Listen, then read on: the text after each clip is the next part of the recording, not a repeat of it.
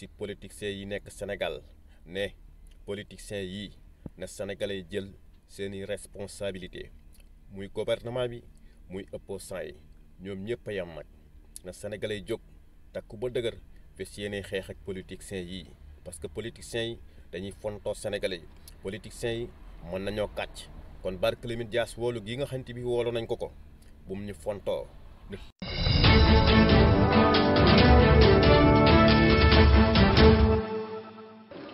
Tous les nervis arrêtés qui sont venus attaquer ont été libérés. Personne du siège du PDS où se sont réfugiés les L200, ce que tout le monde sait, ne serait-ce qu'à partir du témoignage d'un taximan. Personne dans ce côté n'a été entendu. Je vous ai dit tout à l'heure qu'il y a eu complot à un très haut niveau. Et je crois que vous qui me connaissez, vous pouvez témoigner qu'aujourd'hui je parle calmement, même si je parle fermement. Je ne serai pas toujours comme ça. Je dis qu'on le libère. Si dans un délai raisonnable il n'est pas libéré, je retiendrai cette conférence de presse et vous entendrez des choses qui vont exploser l'État en plein vol. Je vous le dis. Et vous savez que je ne suis pas quelqu'un, n'est-ce pas, qui...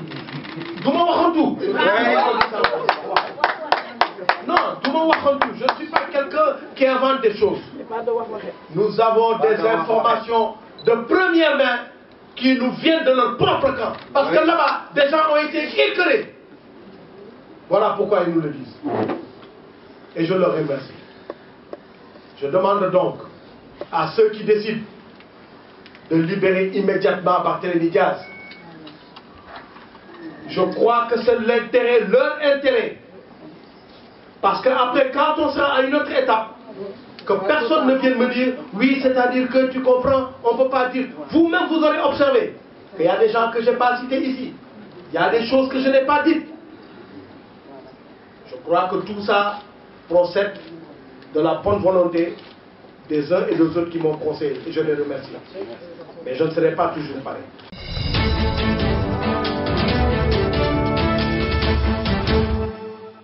Par ce qui vient de se passer et qui est particulièrement grave. Auparavant, je voudrais regretter la mort de Malick Diouf et présenter mes condoléances attristées à sa famille. Ndiaga Diouf, pardon. J'avais en tête Malick Ba. Une autre victime. Présenter donc mes condoléances à la famille de Ndiaga Diouf. Témoigner ma solidarité à la famille Diaz et aussi en tant que maire de Fatick, apporter mon soutien au maire de la commune d'arrondissement de Mermoz-Sacré-Cœur. La deuxième signification, c'est que notre pays vit des moments graves de son histoire politique. Il n'y a guère longtemps, lorsque j'ai parlé de mercenaires, on m'a fait des procès d'intention. Il fallait agir vite avant que le sang ne soit versé par des mercenaires étrangers. Tout le monde sait aujourd'hui que le PDS n'a pas les moyens politiques, par ses propres militants, de faire face à la vague de contestation qui balayera le 26 février le pouvoir en place. Alors, il lui reste à exercer la violence par le recrutement de jeunes innocents, souvent d'ailleurs qui ne connaissent pas les missions pour lesquelles ils sont recrutés. Et je pense que le ministre de l'Intérieur est mal placé aujourd'hui pour intervenir dans ce débat. D'abord, ce n'est pas le procureur de la République, ce n'est pas lui qui fait la loi, ce n'est pas lui qui rend la justice. On l'attendait dans la sécurisation des personnes et des biens. Et c'est là où il a échoué. Puisque depuis quelque temps, les signes annonciateurs d'une violence étaient perceptibles. Et l'État n'a rien fait pour empêcher cela. Au lieu de parler des conséquences, il faut d'abord s'attaquer aux causes de cette mort. Et les causes, c'est qu'il y a eu des gens qui ont été instrumentalisés, qui ont été mis en condition de devoir provoquer et de devoir tuer. Pendant que la responsabilité incombe au premier chef à ces responsables du PDS,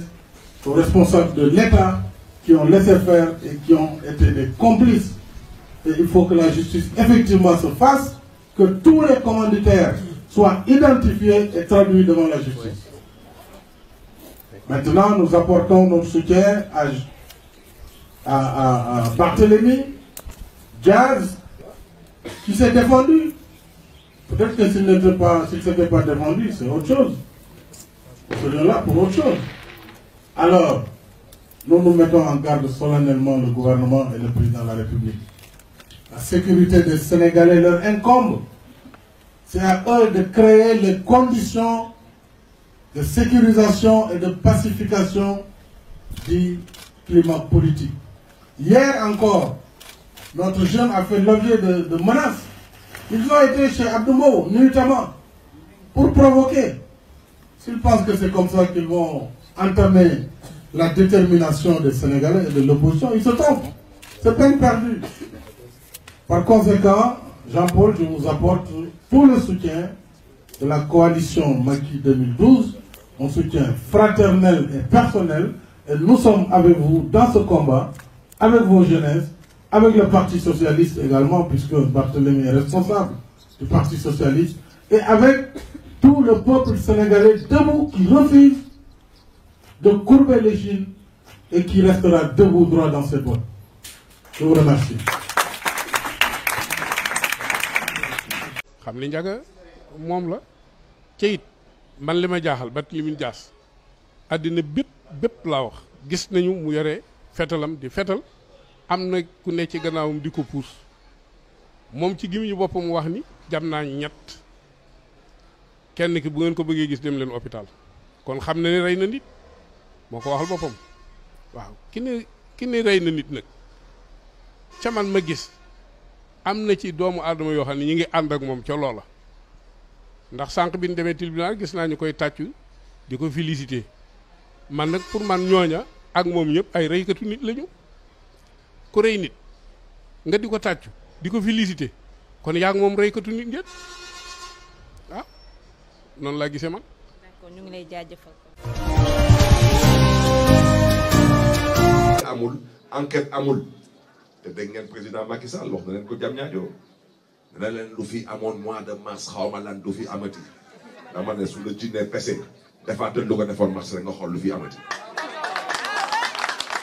dama ne dossier bii bañ may àtte ma jàpp ni duñ ma daan du dëgg du yoon ma appel ñu jël appel bi ne dañ may jugé appel bi moom bañ may woowee cour d'appel ba tey dañuy renvoi di renvoi lu tax ma dinaa ci wax parce que kilifa bu waxul dëgg wala kilifa bu wax dëgg bu dëppuwul ak dëgg ku wax dëgg. waaye li ma bëggoon mooy àtte bi laa bëggoon daal man bëgguma dara lu dul àtte bi ñu àtte ko ci ni mu war a gaawe ndax man ki ñu naan député la man defuma ko sax député ndax li tax defuma ko député mooy musuma gis ku rey nit ca tey ko ñu def la fal la député mbaa ñu fal la maire man de musuma ko gis waaye nag gis naa ko Sénégal man nag pour man Barthélémy Dias du député làqukaay dong la dundul moo tax mu def. asalaamaaleykum mbokk yi ñëwaat naa ci xeex bi may xeex defaat beneen vidéo bu gàtt rek pour Barthélémy Dias génn gi nga xamante bi génn na ko def déclaration ngir 6-6 bi woolu gi nga xamante bi woolu na ko te yàlla xam na ne woolu googu nga xamante bi woolu na ko moom Barthélémy Dias ci boppam xam na ne du yàgg-yàgg bañ teeku ci kaso bi kon génn googu mu génn def déclaration di woo askan wi pour ñëwaat ci xeex foofu lay ñëw waxtaane ko ak sénégalais yi bàyyi ci xel si politiciens yi nekk Sénégal ne politiciens yi na sénégalais yi jël seeni responsabilité muy gouvernement bi muy opposant yi ñoom ñëpp a yam nag na sénégalais yi jóg takku ba dëgër fes yéene xeex ak politiciens yi parce que politiciens yi dañuy fontoo sénégalais yi politiciens yi mën nañoo kàcc kon Barthélémy Dias woolu gi nga xamante bi woolu nañ ko bu mu ñu fontoo na tëj gémmiñam bëgg a wàcc askan wi si mbedd mi bëgg a wàcc doomi jàmbur si mbedd mi ah dégg naa la nga naan booy dem da nga yóbbaale sa doom da nga fexe ba jël ko jiital ko ca kanam ak sa jabar nga jiital leen ca kanam jox leen ay xeer ñi jàmmaarloog police yi loolu laa lay wax kon yow si boppam da ngay dox ci kaw askan wi da nga bëgg a gëlëmal xelu askan wi mais xam nga ne 6-6 bi du yàgg ba mu teg la loxo parce que 6-6 boobu moo la àtte woon àtte googu moo la àtte woon nag yow yaa defoon appel ne d'accord si àtte bi loolu nga defoon appel nag si la ñuy kiyaat mais 6-6 bi seetalal na la bu yàgg seetalal na la ne la famille Ndiaga Diouf war nga ko fay 25 millions loolu lañ la waxan gars yi nag ñoom ñoo la seetalan ñu wëlbati ko fal la député kon ñoom dañuy dox ci kaw askan wi rek loolu na ci sénégalais yi bàyyi xel na sénégalais yi yeewu xam ne politiciens yii bu ñu fontoo nañ tëj seen gémmiñ motuñu dara sénégalais yi nekk 15 millions xaw ma 16 millions ñoom ñi nekk duñ dara ci sénégalais yi motuñ sax asaka taxaw ci xefi sénégalais yi di fontoo sénégalais yi politicien bu détourné alalu askan wi buñ ko jàppee rek ñi naan dañ may xeex di wàcc naan askan wi nañu wàcc loolu la sénégalais yi war a bàyyi kun ci jàpp askan wi di wàcc naan dañ lay xeexal dañ koy xeex ngir politique ana alal ji gaa yi détourné gaa yi ay milliards lañ détourné 6 000 milliards yi Karim Wade ñaata milliards la détourné Khalifa Sall ñaata milliards la détourné raw nañ fi mu toll nii Alioune Sall bu wàccee buñ ko tegee loxo dana génn di naan dañ may xeex ngir politique de wàcce askan wi si mbedd mi loolu kañ lay jeex si Sénégal kon Sénégal ñoo war a jël seeni responsabilité xam ne politiciens yi ay naafiq lan dañuy dox ci kaw askan wi yaakaar ne mën nañoo fontoo sénégalais yi kon loolu na ci sénégalais yi bàyyi xel léegi nag wóolu gi nga xamante bi wóolu nga ko askan wi yow Barthélémy Dias si mbedd mi ku ci deretam tuuru seen deret dana tuuru yéen muy opposant yi muy gouvernement bi képp ku nga xamante bi deretu askan wi tuuru na ci ñoom muy gouvernement bi muy ñoom Barthélémy Dias ñoom seen deret dana tuuru ñoom seen deretu doom dana tuuru ñoom dégg naa la ngay wax sa doom nga ne sa doom ngay wax bay kii sa doom naan dafa demoon ci école bi di jàng ñu naan ko sa papa assassin la mu ñëw bañatee jàng nga naan ko lu tax jàngiwoo nga naan xale yi ñoo may ñaawal naan sa papa assassin la nga ne ko maanaam li nga ko waxee daal nga ne yow sa papa moo gën papa yi baa doole yee yaa mën a kàcc Barthélémy Dias da ngay kàcc waxoo dëgg sa doom gënul ñële bu doom yi ñëwee gënul sa doom jooju sa doom gënu leen kon bàyyil sa kàcc yi ngay kàcc loolu laa lay wax politiciens yi bul ñu fontoo kon na sénégalais yeewu góoma parti politique yi ak naafiq yi nga xamante ni ñoo ngi ci réseaux sociaux yi di ubbi seen gémmiñ di kàcc mbir mu di leaderu politique mbir mi mbiram Sénégal la xeex bi xeexu Sénégal la bu ñu bëggee alalu askan wi nga xam ne dañ ko sàcc saay-saay si génne ko fu ñu jaar askan wi parti politique yi ñu sànni ko ca xaj fes yéene taxaw jàmmaarloo ak politiciens yi ku wóolu sa bopp politicien bu wóolu sa bopp rek xam ne yow da ngaa seet wecc sàccoo kooko marhaban kooku da nga war a sant kon gëwuma parti politique na askan wépp àndandoo waaw am na ay saay-saay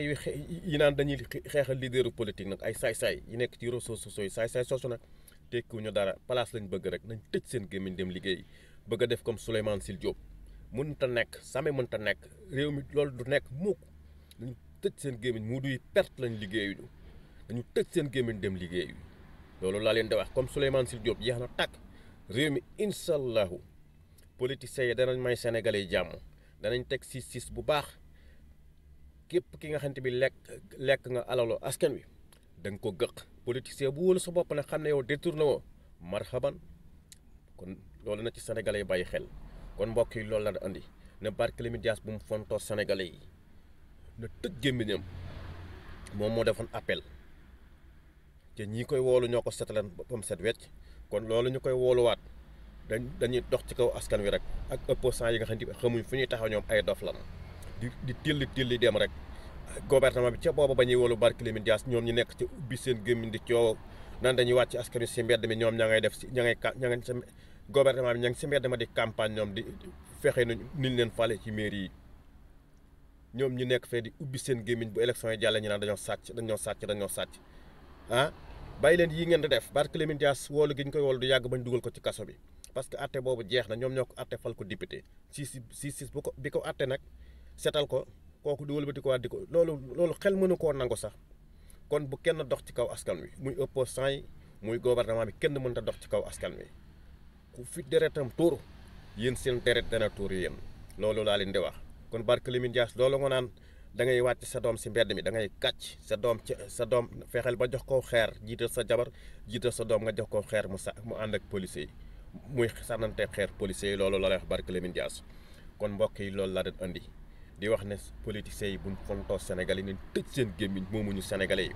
fat nan ñu solal nan ñu loolu mënta nekk jeex na Sénégalais taxaw jël seen i responsabilité fi seen i toroxal politiciens yi nga xamante bi ay saay-saay leen ay naafiq leen dañuy fontoo Sénégalais yi yaakaar nañoo moom Sénégal ca seen baay ak seen i maam moomul Sénégal jërë ngeen jëf jërëjëfati Serigne Touba jaaraama Cheikh Ibrahima Fall dañuy xeex di dem rek kenn mënta tax ba duñu xeex ak saay-saay si ak naafiq si ak ñi nga xam ne bëgg nañoo dox ci kaw askan wi same ñu dox ci kaw askan wi